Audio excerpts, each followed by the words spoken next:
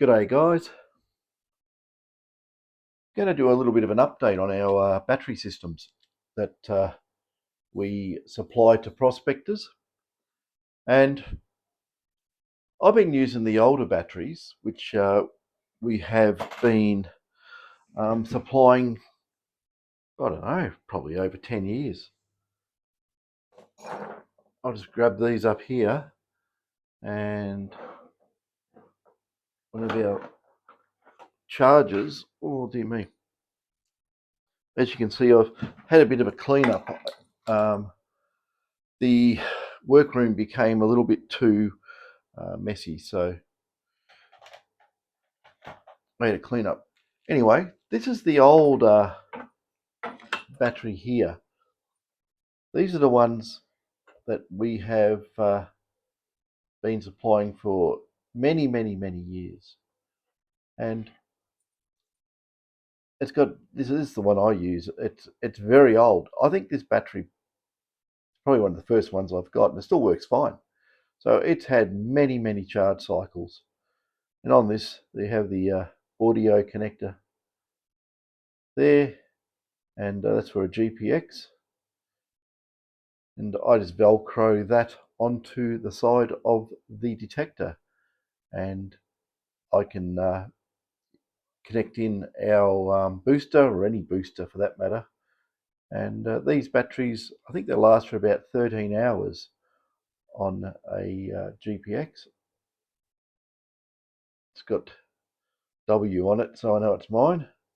But that's the big one. That'll last 13 hours. And we've got the smaller one here. That's basically the smaller one, which is also set up to velcro onto the detector. And same thing. This one actually is for a SD series, GPSD. The four pin, 4-hole, whatever you want to call it. It's a socket type which plugs into the detector. Also, this is set up for velcro as well. And yeah, I actually haven't used our new batteries, but I got one off Dave because he's been looking after these. And that's the big version. We also have the small version. And this one is also set up for a SD GP type detector. And we've gone to these new connectors. These, the other ones have a thumb or a finger thing on it, where you've got to actually pull down to get the headphones or the speaker plug out. And yeah, sometimes it can be a bit of a pain to use if you haven't got very strong fingers. So we've gone to these. We've got these connectors, and these are Japanese. They're very good quality, and damn nice and solid as well. So we've gone to these connectors, and they still grip very well.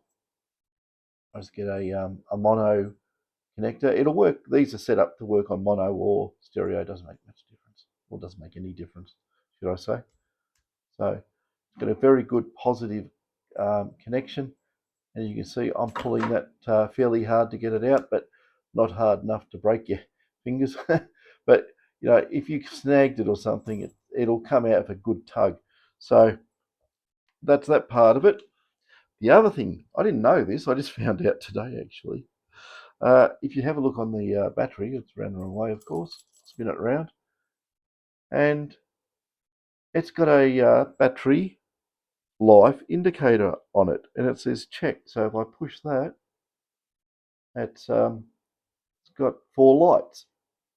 Now another thing, I didn't know this either, so I think I'll do that. It turns off, or does it? Probably turns off, probably on a timer circuit. And the other thing we got here too, which I thought was very interesting, is, and this battery comes in a small version as well, and it comes in, you know, we do it for G. Well, we have to modify it for SDs and GPs, which is that version. And obviously with the GPXs, it has the GPX type connector on it. But the other thing I didn't know about these, it's got, if you can see here, a little plastic, a little rubber. It's a rubber bung. And on the other side is another one. I said, what are these rubber bungs for? So I got this one here, and I'm going to have good fingernails for this. There we go. I got it open. And on there is a connector. And if I got the right one of this, I better get the right one.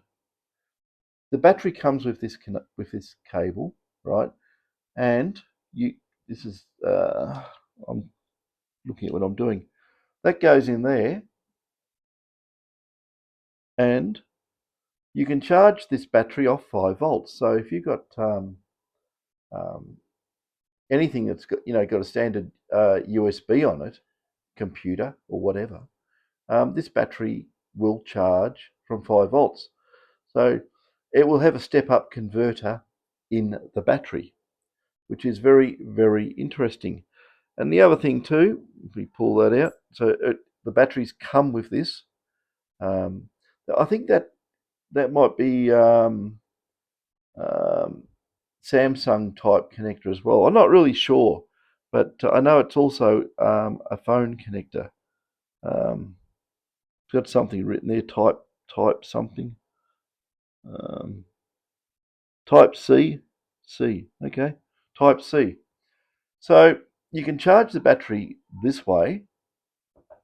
We also have the standard battery charger that comes with the batteries as well, as in this one. This will also work on 12 volts here by connecting a 12 volt connector in here, like what these chargers come with it. So you plug it in your cigarette lighter, which is probably becoming a rare thing in later model cars. But you can charge this or connect this charger to a cigarette lighter as well, and the battery will slide in like so. And it's got red and green and yellow light here. Basically, red is charging, the yellow is nearly charged, and green is charged. And this one will work on 12 volts, and also we stick it into the mains, and you've got a mains charger as well. So 240 volts, 12 volts, and the batteries will charge off 5 volts uh, as themselves. But the other thing I didn't know about this, and I just found out, and that's the other connector here, is that type of USB connector on the battery. And I said, well, it's another charging port. And and I was told, no, it's not. It's not a charging port. But if you have a, make sure I get the right one here. Say, this is very interesting how this works. That this battery will down regulate down to 5 volts. So you get your USB connector with, whatever's on the end of it. And if you get it around the right way, which I probably never do first go, in we go. So you got your battery for your detector, and you can run extra or anything off this that runs on 5 volts. So say if you have, for instance, well, you can connect your iPhone to it. I know that because I actually did. But I'm using the iPhone at the moment to make the video, so I can't really connect it in. But I did have the lightning cable with the standard USB plugged in here, and it was charging the phone. But say you got some equipment out there, and say like this is the type of wireless microphone I use, and on the side there it's got that connector. What you can do with this is a double. It's got double output because you can do 2 of these at once. Obviously, is that the right connector for that? No, it's not. I probably grabbed the wrong connector. It's probably this one. I think it's the same as the. Yeah, I'm really good with batteries normally. Okay, I actually look and see which way it goes. It goes in that way rather than mucking around. And what you do is you get this and you put it into your accessories like so. And first off, this has a little green light on it that indicates charge. And this is the trick with this system. When you connect it up to charge, you must push the button. This is what I got told. You've got to push the button. And there we go. I don't know if you can see there. The light is red, which means this is charging. So I'd say it's, I don't know exactly, but I'd say it's probably good for an amp or so. So you can, well, the thing I thought was good that these batteries start, even though it will last 13 hours, when it gets down to about 25%,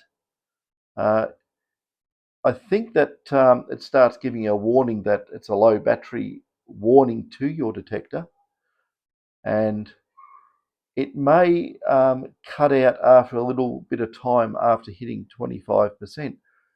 But I got a feeling it might be a safety thing, because if you do take a charge cable with you, and I think this is a good idea. Say you got an iPhone and you're out in the middle of nowhere, but you still got some communication range, or you got some EPIRB or something of that nature, or whatever. Yeah, it's still charging, so yeah, she starts charging away.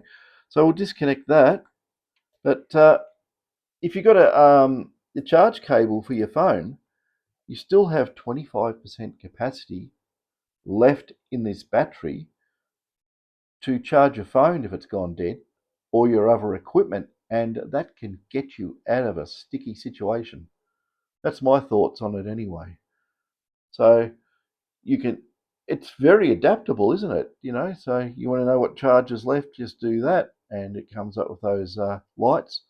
Now these, like I say, these have been on our website, I think, for a little while, but I've never actually had one because I've had my other batteries I use all the time, and these don't have that system. There's nothing there. So these new batteries are really good. The other thing too, which I should point out, because we Velcro these onto our detectors. So what I actually got my missus to do is I had this old protection cover for the detector, and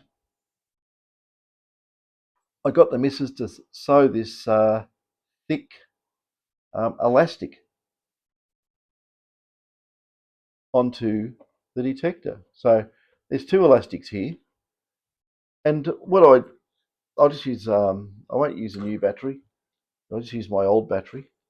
It's still got Velcro on it, and what I did, I just get the battery and run the protective cover, and I probably need to definitely lie this down to do this, but yeah, put the elastic on it like so, and yeah, it's not going anywhere. And what I do here, as I've had a cleanup, I've put my booster I usually have on the bench somewhere else. Yeah, I slide my booster in this one, and yeah, join it all up, and I have a a completely cordless setup.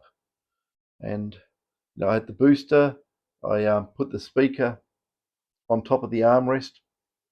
You could actually, if you no, you can't, because the armrest is in the way. I was going to say you could do something here, but I just put Velcro on my speaker, add a bit of Velcro onto the armrest, and have the speaker pointing straight at my face. So uh, it's it works really, really well. Much better than having a speaker stuck on your front pointing forward.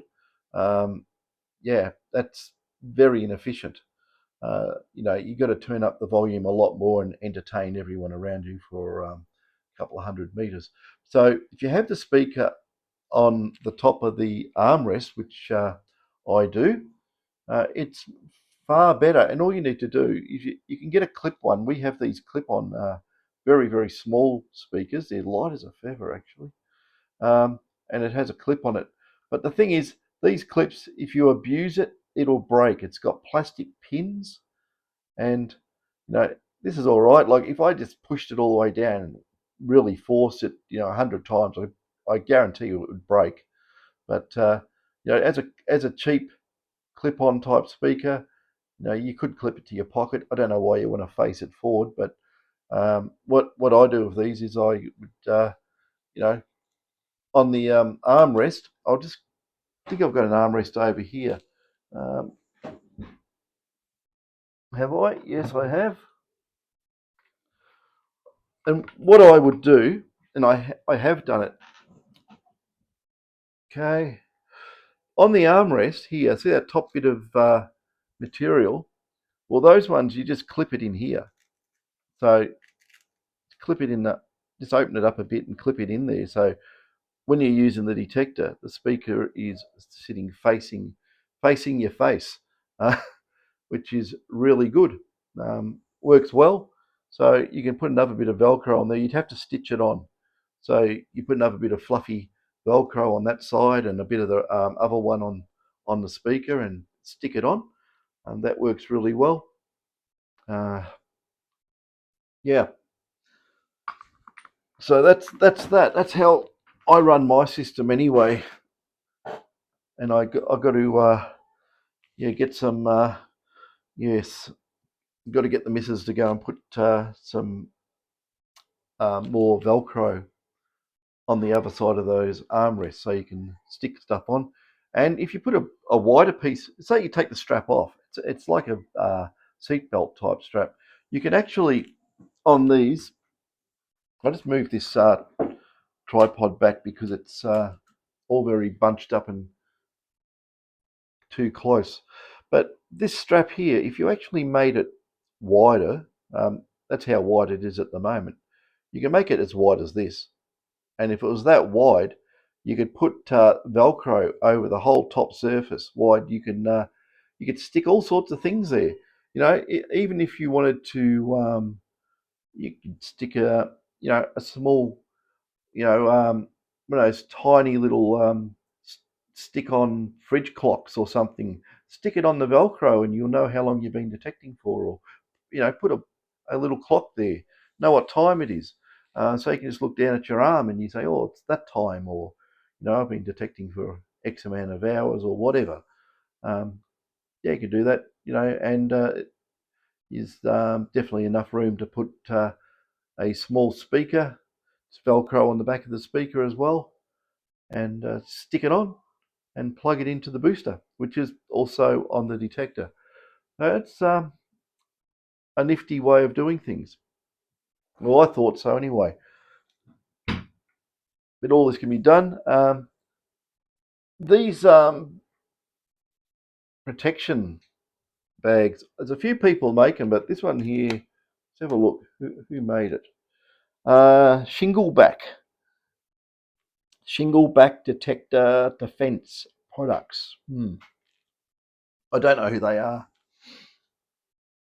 but it's good canvas, and it's got a bit of foam in it too. Just there, it's got foam under the material. So that's that. But yeah, anyway, the main thing about this was pointing out those new batteries. I thought it was really good that it had the other functions in the battery, and I like it that if you've got any 5-volt, well, say you take a GPS with you or something like that, and the GPS goes, if it's got a rechargeable battery, and maybe on something like this, you stitch a pocket on here as well, and you put your charge leads in it, so you don't forget them. And if you've got the new battery in there, you could say, well, I don't know what people would take. GPS, yeah, you could charge that straight away off the battery. Even if you had an EPIRB or something like that, not that an EPIRB battery would go dead, but I know there's some cheaper systems that um, utilize um, some some some adaptation that goes on a mobile phone, which is something like that. I'm not into it, so I don't really know. I've seen it. I seen it probably 3 years ago on a YouTube video or something, so I've probably forgotten all about it. I probably got it all around the wrong way and arse up. So, but those things do exist. Converts your phone into a sat phone, or it's a sleeve or something goes. I'll have to go and reinvestigate. But that's not the point of this either. So yeah, if you want something like this on these, I don't know. I mean, my missus could make these up. You know, if, easy as she's got all the proper. I've got her all the proper stuff to do proper overlocking. Heavy duty commercial type machining stuff. So yeah, if you want something like that on a bag, if you ever send a detector in, you can send the bag with it and basically say what you want to put in there and do this to fit. But that's good. I mean, I don't know why we don't get a whole heap of these.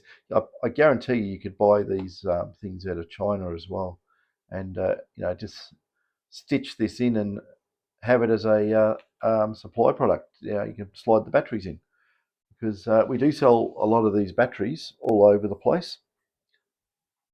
So it's something worthwhile. Let's move that back.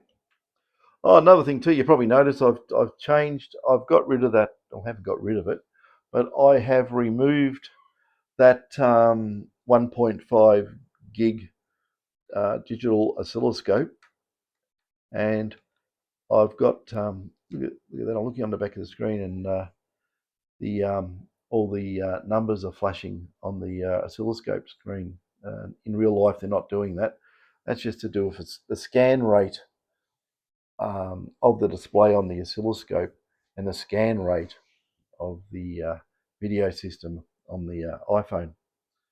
So yeah, it's given me more room, and I'm going to put some more equipment uh, in there. So I've got a bit of a gap there and a bit of a gap over there. So I'm going to put some more equipment in. And the other thing I've done too, I'm redoing all my shelving, and the area up there, you can see right up there, I'm going to be putting all my parts, all my components up basically in front of me here. I'm going to free up the other shelf behind me. I'm trying to make this a bit more efficient. The thing is that I've got absolutely thousands of components, and if it's not in some logical order, you're just putting me in bags, and that you'll never find them in this room. It's terrible. Like sometimes I walk around looking everywhere for about 10 minutes looking for a pen. So, you know, David said, he goes, drill a hole in your bench and stick a pen in it and always put it back. But I don't really want to do that. I went and bought a pack of 10 pens and I put them all around the room. So that's my way of curing that.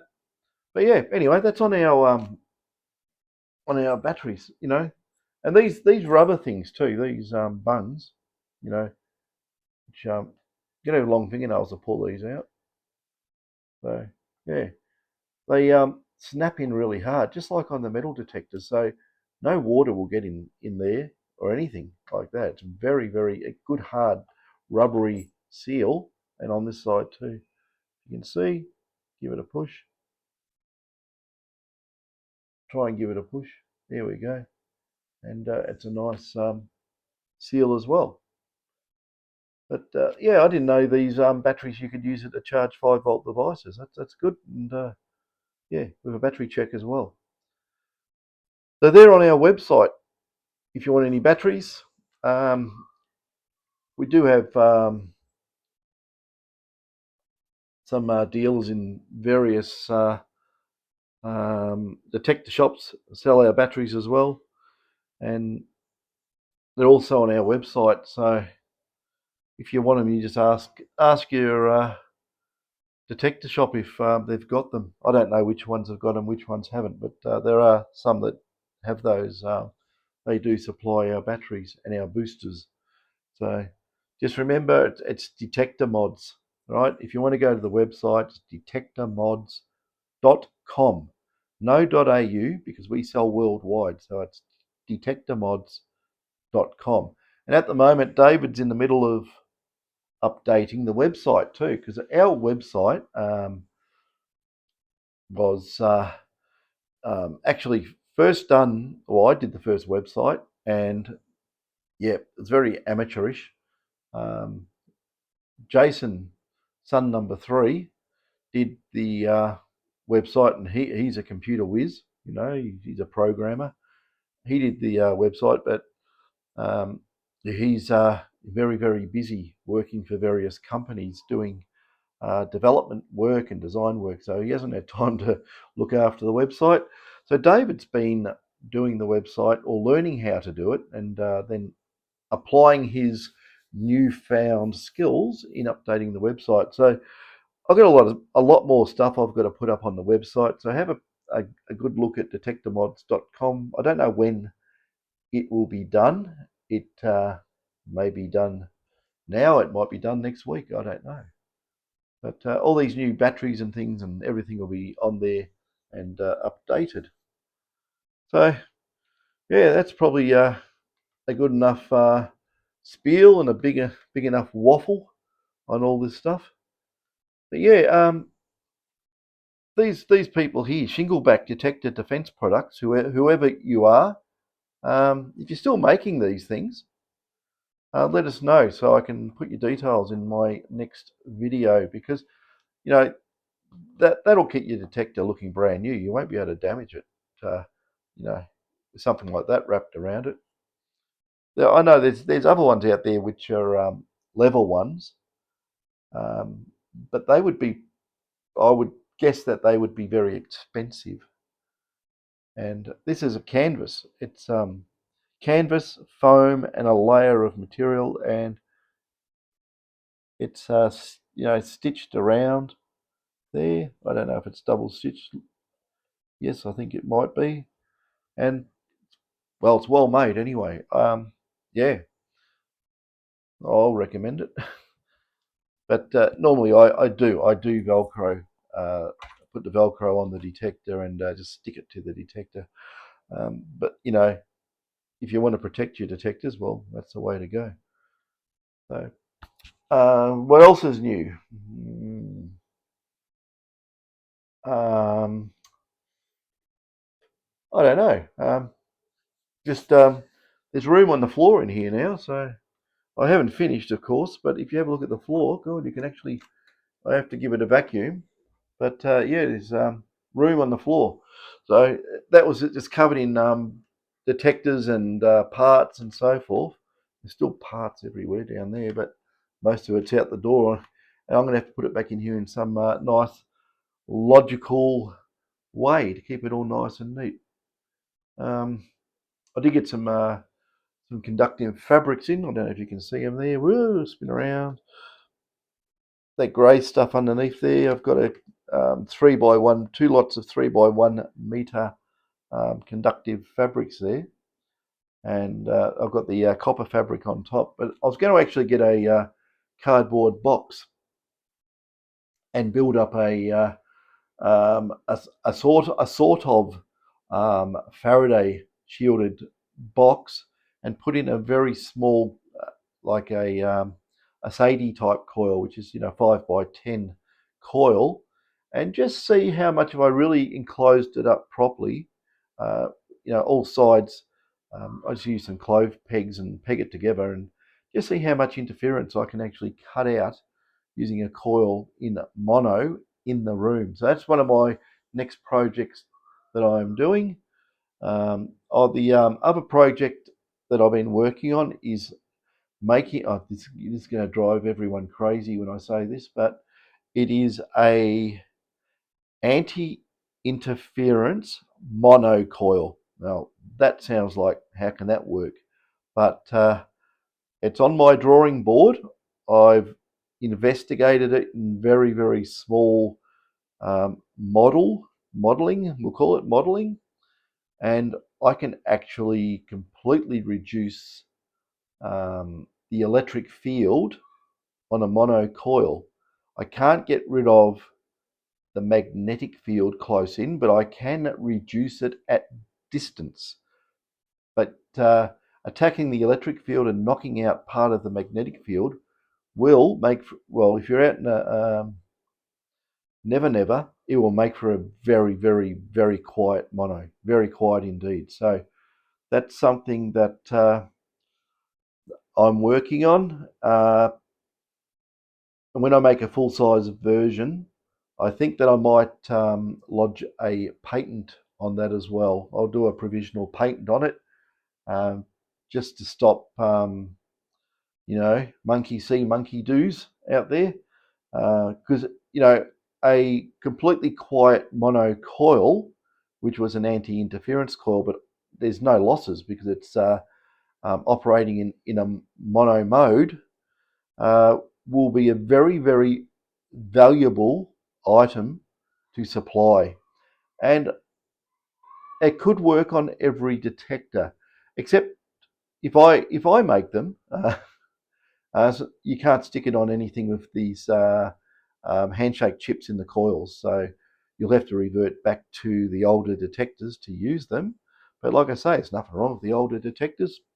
I use the older detectors. I don't use the new ones. I have no interest in using the new detectors. I've tried them, don't like them. My ones work better. So, and that's my opinion. You know, all we need to do is come up with a coil that is not affected by external interference. Or the other way of doing it is having a mono coil and having some very smart processing done, and flick the interference out that way. And another interesting thing, I should mention this, I don't know if anyone's still watching this after all this babble at this time, but I'll tell you something interesting. I was told this. Now, do I believe it? I'll stick that back over there and zoom out. Now, this is, we'll call this hearsay, but it might be true. I don't know, right? And it's to do with the GPZ7000. And I've heard this and I've just gone, it sounds feasible. Is it true? Okay, in the old detectors, we have the stabilizer. 0 to 20 or whatever it was, it basically squashes the dynamics of the audio and makes the detector sound a lot quieter. The trouble with the stabilizer, what I've noticed, if you utilize this too much, crank the stabilizer on too much on any detector, you will start losing depth and response to small signals. So you have to be careful where you use that. And in some cases, you have to use it because the ground is so damn noisy that your brain tunes out with too much noise over a given period of time. So you hear a signal and you probably just keep walking, and that's how it works. Too much rat-a-tat-tat-tat to your going through your ears, and your brain will tune out. Doesn't want to hear that. So in some instances, yes, stabilizer is good. But this is what I was told, is that when you increase the gain on a 7000, it starts cranking up the stabilization circuit inside the detector to correspond with the extra gain. And when you turn the gain back down, it starts backing off the stabilization circuit or input, so that it doesn't obscure